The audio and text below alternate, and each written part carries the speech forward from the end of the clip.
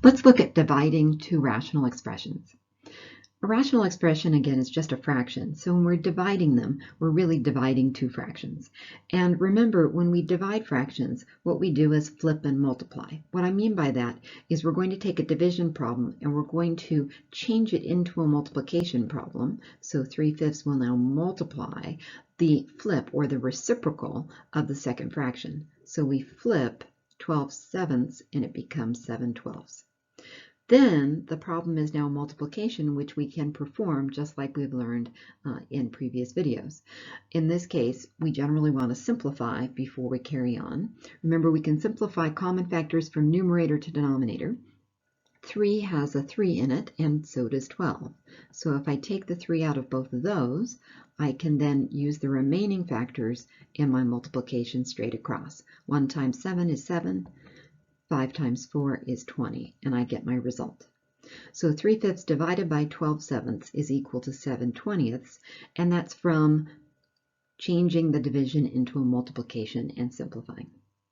We do the same thing if we're working with variables. So in these next two examples, we have a fraction divided by a fraction. So what we're going to do is first change this into a multiplication problem. If you want to, as we change it into a multiplication problem, we know we're going to want to factor as part of our multiplication simplification process, so why not just factor as you go? So my first fraction stays as is. So I'm going to factor the numerator, which is a trinomial, into a binomial times a binomial. X times x, and then plus 1 and plus 1 would give me 2x in the middle. My denominator doesn't factor, so I'll write it as x minus 2 in parentheses. Now I'm going to flip the second fraction, write it as its reciprocal. So the numerator becomes 2x minus 4, and when we factor that, there's a 2 in common, so I get x minus 2. And the denominator becomes x plus 1, which doesn't factor. So I'm doing two things at once here. I'm changing the problem to a multiplication, and I'm flipping that second fraction. Next, we'll go ahead and since we have it factored, we'll go ahead and try to simplify. Look for common factors. I see an x plus 1 in this numerator and this denominator. I also see an x minus 2 in a numerator and denominator. That's all I see that's common, so we'll put what we have left down. We have a 2 in the numerator as well as an x plus 1 left that multiply together. All over, remember when something cancels, we're left with 1, so we have 1 times 1 is 1. Because that 1 is in our denominator, it actually doesn't have to be written as part of our answer. We can just write 2 times x plus 1. Now, because we canceled some factors, we should list out the domain restrictions. When we cancel these factors, they were domain restrictions originally of the original problem. So we're going to say that x cannot be equal to -1 and also cannot be equal to 2. So we do need to put in those domain restrictions. Any factor that would, whatever the x value would create a 0, we want to exclude those in our final answer. In our second example, we have a fraction divided by what looks like just a polynomial. But remember, because we're working with fractions, you should always think about fraction and another fraction. So if we wanted to take a whole number and write it as a fraction, we'd say over 1.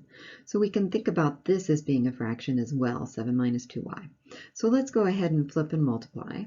So my first fraction doesn't change, but I am going to factor it as I go. We have a difference of squares in the first numerator.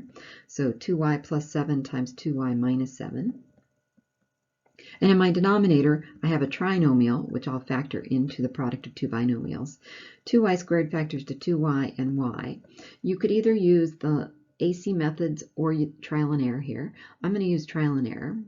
I'm going to say a plus 2 here with this y and a plus 7 because 7 and 2 multiply to 14, and then when I multiply the outside and inside terms and add them, I will get 11y.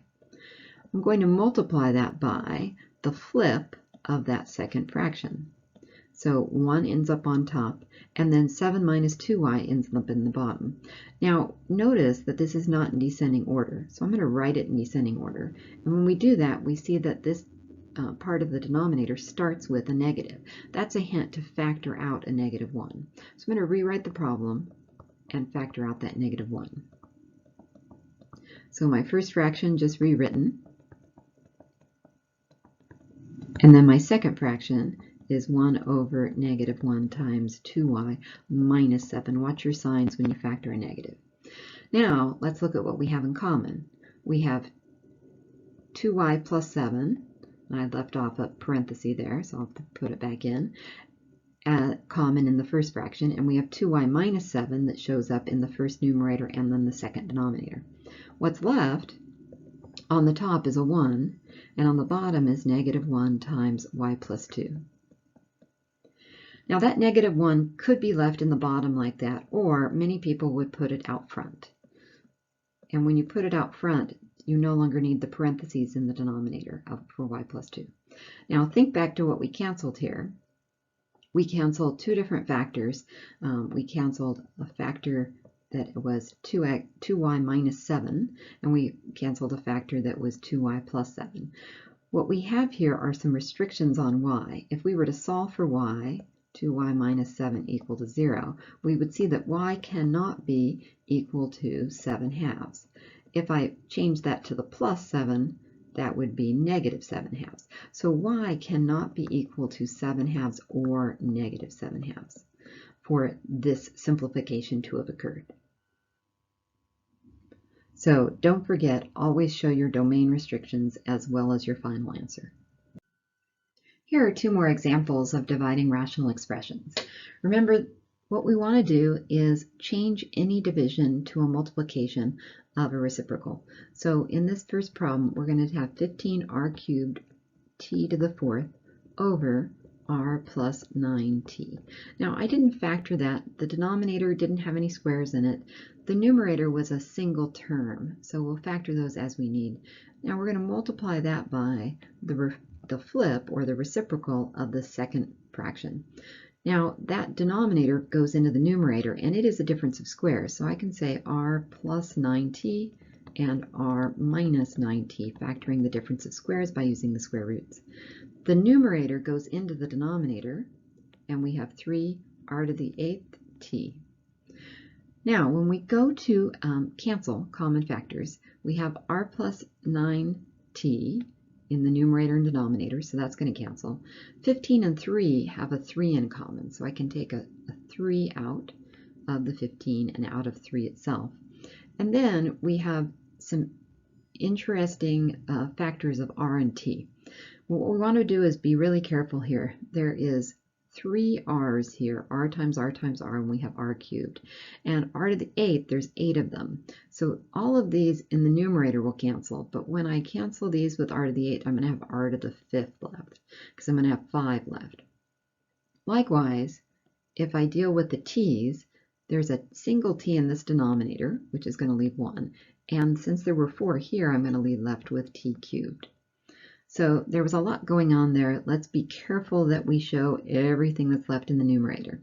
So there's a 5 and a t cubed in that first numerator that's left. And then in the second numerator, r minus 9t.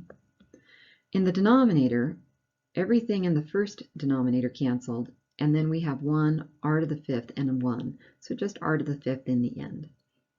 So that would be the final simplified result. Now, in this book and in this class, we're not going to worry about domain restrictions when we have 2 variables or more than 2 variables in the problem that we're working with. It just gets a little too complicated. In a later class, you might need to, but for now, we're not going to worry about those. So we'll just leave our answer like this.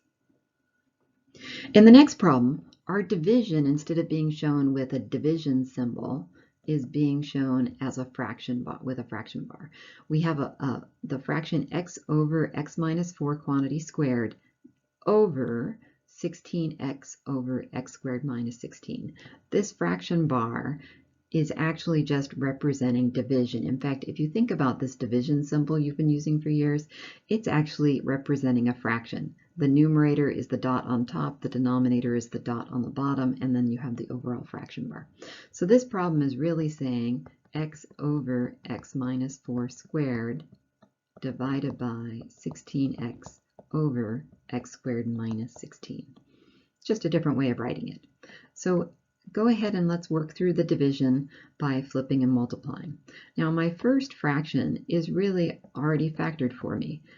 X minus 4 quantity squared is just x minus 4 times x minus 4. Sometimes it helps to write them both out. And we're going to multiply that by the reciprocal, so flip this second fraction. The denominator, x squared minus 16, is a difference of squares, so I can factor it as such to x plus 4 and x minus 4. And the numerator becomes the denominator as 16x. Then looking at what we can cancel, there's an x common in both the numerator and denominator, and then we have an x minus 4 common in the denominator and numerator as well. So what we're left with in the numerator is just x plus 4, and in the denominator 16 times x minus 4 in parentheses. Now, in terms of domain restrictions for things we've canceled, we did cancel this x, so that means x cannot be 0. We also canceled x minus 4, which means that x cannot be 4, but this factor that's left in the final answer actually shows that. It says because the denominator has a factor of x minus 4, it's implied that x can't be 4 because remember, we can't have a 0 in the denominator, and that's implied by that factor. So most people don't write this remnant 4 here because it's implied by the answer.